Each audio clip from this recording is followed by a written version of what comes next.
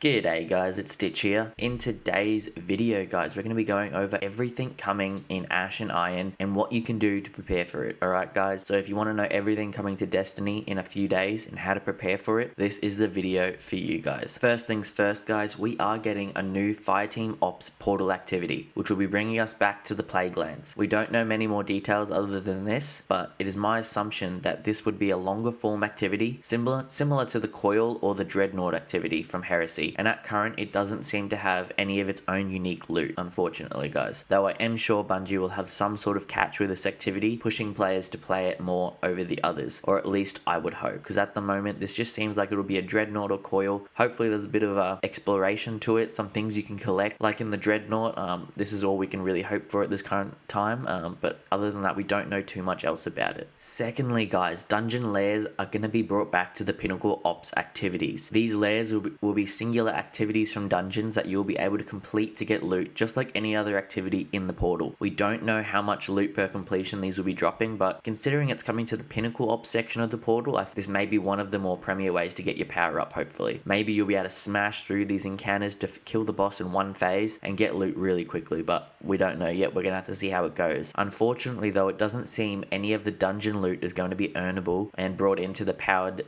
tier systems of current weapons. The dungeon lairs are as follows: the final boss encounters from the Pit of Heresy, Duality, and Warlord's Ruin. These will be the encounters you can do. And there will be a way to toggle on an ability to get additional old loot from these dungeons to drop as well, but this will not be tiered loot. So if you've already got this sort of stuff guys, it's not really worth it, but it is alright for people that don't have the loot yet and want to obtain it as well. As for something a little bit more exciting guys, we are going to be getting a new exotic mission guys. This one is going to be called Warsat Heist. It's going to be on the Plaguelands. We don't know what the exotic will be that is rewarded from this though, but it could be the new Saladin-like flaming warhammer that was shown off at the end of the trailer. This is just speculation though, as it could just be that could just be a relic like the Hive Sword, but I really hope not. Destiny needs something good coming with this update guys, so let's hope that this is the exotic weapon that will be obtainable, because that would be really sick guys, depending on what its abilities are. Speaking of exotics guys, within this update we will be getting two new exotics, one primary exotic and one heavy weapon exotic, but at this stage we don't know what they are. So the heavy one could definitely be the Saladin like flaming warhammer, but we don't know yet. One will be from the season pass though, we do know, and one will be from the exotic mission obviously. As for the legendary weapons guys, we will be getting 1 to 2 new weapons added into each of the ops playlist, and including trials and even the raid guys. So around 1 to 2 guys in each of these little sections, we'll be getting 1 or 2 more new weapons.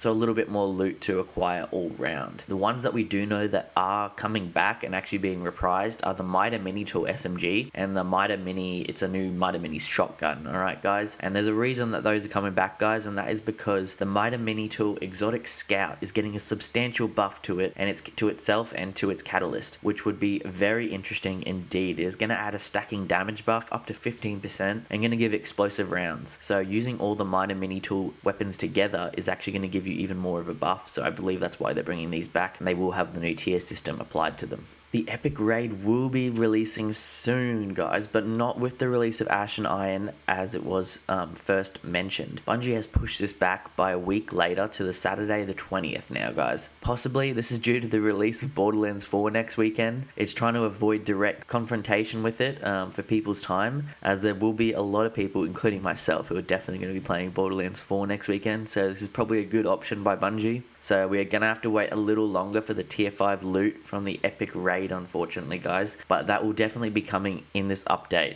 just not right at the start. Alright guys, other than that guys, there will be a few more weapon buffs coming, and plenty more weapon nerfs coming overall. I'm not going to get into them into this video guys. There's plenty of YouTubers that have gone over everything that's happening with that, so you can go check them out, but basically this is the gist of what is coming new in Ash and Iron guys. As for how we can prepare for Ash and Iron, there isn't too much you can do, but I can definitely recommend a few things if you're an eager Beaver Destiny player guys. Firstly, the seasonal challenges which reward you a large bright dust pile will be resetting, so if you want all your bright dust, definitely go through and complete all of these guys. You can miss a total of 5 and still get the final completion of of the large bright dust pile. So if you don't like doing your Crucible challenges, you can avoid them, making it a total of 42 challenges, I believe, you need to complete. So if you want to get that, or if you're really close, guys, you may as well go finish these last few challenges you need to get, because you get quite a substantial bit of bright dust, guys. The only other thing I could really recommend you do to prepare is try and do a 4 or 5 feet completion of the raid, guys. At the moment, this isn't going to get you anything better than a tier 3 or 4,